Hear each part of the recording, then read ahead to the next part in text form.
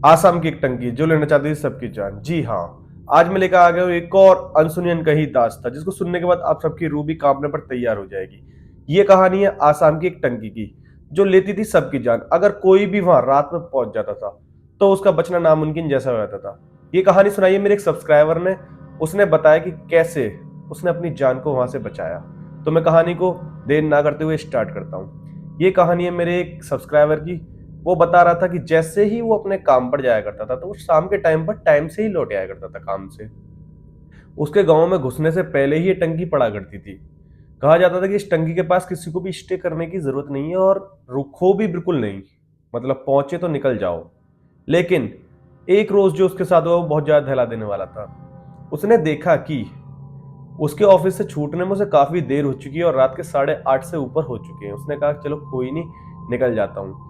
वो निकला और जब वो टंकी के पास पहुंचा तो उसने देखा उसकी बाइक का एक साथ ही गेट डलना बंद हो गया है। वो बुरी तरीके से टकरा गया एक झाड़ टाइप में, लेकिन उसके चोट वोट कुछ नहीं लगी, पर वो पूरा गंदा हो गया।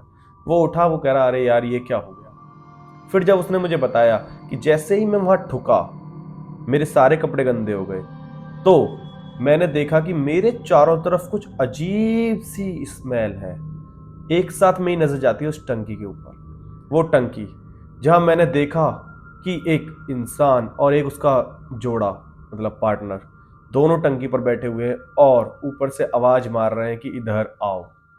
मैं उस चीज को देखकर डर गया।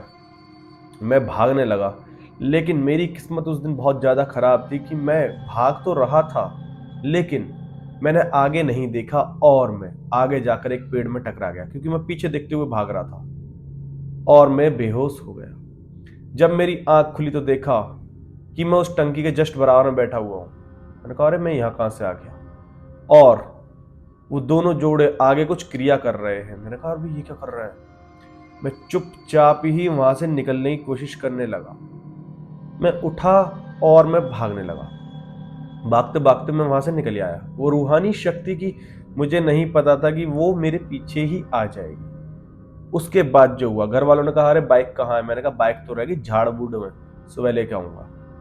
सुबह जैसे ही मैं बाइक लेने पहुंचा अपनी, मैंने जो देखा वो दहला देने वाला था। मेरी बाइक पर कुछ अजीब तरीके के खून के निशान लगे हुए हैं, लेकिन मुझे नहीं पता था कि उस जोड़े ने मेरी बाइक पर अपना हमला बोल दिया है और अब मेरी बाइक उनके काबू में है।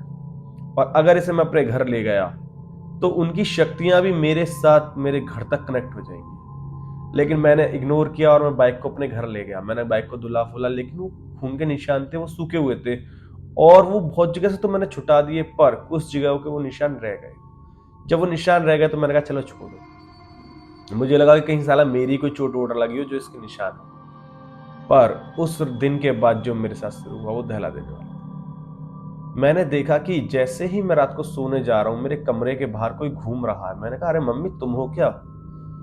मैं फोन की फ्लैश से, गांव में ज्यादा लाइटिंग की इशू रहता ही रहता है, मैं फोन की फ्लैश से बाहर की तरफ आया तो मैंने देखा कि बाहर कोई नहीं था। मैंने कहा अरे यार बाहर तो कोई नहीं है, तो ये था कौन जो मेरे मेरे आगे से अभी इधर से गुजर के गया है।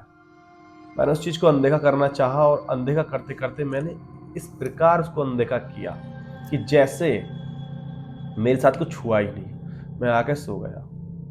लेकिन कुछ दिन ही बीते थे कि मुझे अजीबो गरीब उस टंकी के सपने आने लगे। मुझे क्या पता था कि वो टंकी, मैंने एक दिन सोचा कि क्यों ना इस टंकी पे जाकर देख कर आऊंगा फिर है क्या माजरा और है कैसा माजरा जो मुझे इस टंकी के सपने आ रहे हैं। मैंने अपनी माँ को बताई। माँ ने कहा चिंता मत कर, मैं तेरी नजर उतार दूंगी। उन्होंने मेरी नजर उतारी। उसके 3 दिन तक तो मैं बिल्कुल ओके रहा, ना कोई सपना ना कुछ। फिर वही सपना कि मैं टंकी पर चढ़ रहा हूँ और एक साथ टंकी से गिर गया। आंख खुल जाती मेरी। कभी टंकी पर ऊपर पहुंच जाता, उन दोनों को अपने सामने खड़े होकर देख के एक साथ चिल्लाता तो मेरी आंख खुल जाती। कभी मैं टंकी से फिसल रहा हूँ और फिर आंख खुल जाती। मतलब वो टंकी एक ऐसी भूतिया टंकी थी और वो बाइक के दौरान मेरे घर आ गई थी। कुछ दिन बीते, मैं कमजोर भी होने लगा था। मेरे शरीर में एक अलग ही तरीका की थकावट जो मेरी शक्तियों को, मतलब एनर्जी को पिए जा रही है। मुझे ऐसा लगने लगा था कोई रूहानी शक्ति मुझे खाए जा रही है। मैंने कुछ दिन के लिए ऑफिस से छुट्टी ले ली। सोचा कि ज्यादा काम वर्क की वजह से मेरे साथ ऐसा हो रहा हो, तो मैंने बहुत दिन की लीव भी ले ली। जब मैंने लीव ली थी सिर्फ 3 दिन की, लेकिन वो बढ़ते बढ़ते 1 हफ्ते की हो गई और 1 हफ्ते तक मेरे शरीर में एक ताकत नाम की चीज आ ही नहीं रही थी। मम्मी ने कहा चल रुक, तेरे को एक मौलवी के पास ले चलती हूँ। मैंने कहा मौलवी के दौरे तो मैं नहीं जाऊंगा। उन्होंने कहा तो चल एक भगत के पास ले चलती हूँ। मैंने कहा उनके पास ले चलो। मैं भगत के पास पहुंचा और भगत के पास पहुंचने के बाद जो मैंने देखा वो दहला देने वाला था। भगत तो एक अलग ही तरीका की क्रिया कर रहा है। मैंने कहा भाई ये क्या कर रहा है। मम्मी कहते तू चिंता मत कर, बैठ, तुम्हारे बेटे के ऊपर टंकी की आत्मा की वास। उन्होंने जब ऐसे मेरी दादी जी से, मम्मी से कहा, मैं सहम सा गया कि मम्मी ये क्या कह रहे हैं, तुम कभी टंकी पर अटके थे। मैंने कहा हाँ हाँ, एक बार मेरा एक्सीडेंट हो गया था उधर और तुम अपनी बाइक छोड़ आए थे। मैंने कहा तुम्हें कैसे पता।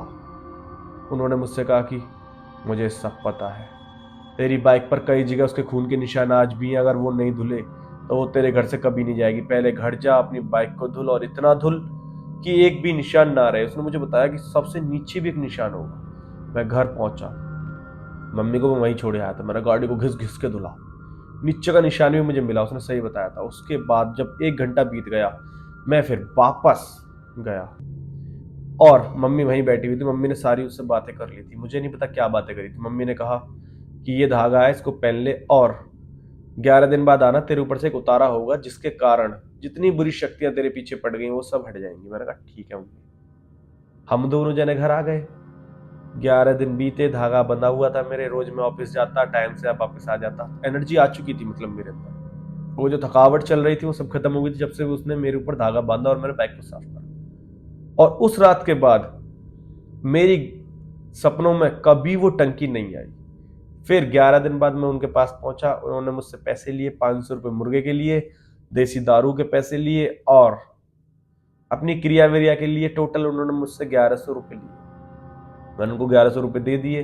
उसके बाद कहते हैं ये तेरे ऊपर से उतारा करा जाएगा, इसको चौराहे पे रखना है, तू रख के आएगा या मैं रख के आऊं। मैंने कहा अरे ये मैं कहां से रखूंगा, आप ही रखिए आओ।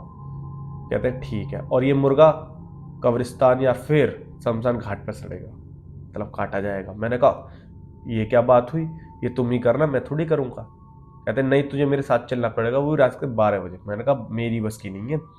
मैंने उनको 300 रुपये और दिए। मैंने कहा इनको चुपचाप रखो और ये काम अब तुम ही करोगे। कहते हैं ठीक है मैं कर दूँ। उसके बाद हम घर आ गए और आज का दिन है और उस दिन का दिन है। मैं टंकी की तरफ कभी नहीं रुका और टाइम से पहले उस जगह से आया था। ये टंकी आसाम की एक मशहूर टंकी है, आप गूगल भी कर सकते हो, कुछ भी कर सकते हो। आई होप ये सब्सक्राइबर की कहानी आपको अच्छी लगी होगी और मुझे भी काफी बढ़िया लगी थी। और अगर आपके पास भी कोई अनसुनी अनकही दास्तां है जो किसी ने नहीं सुनी है और वो रूहानी शक्तियों से रिगार्डिंग है, तो बस कमेंट करिए, मैं आपकी कहानी को यहाँ सुनाऊंगा।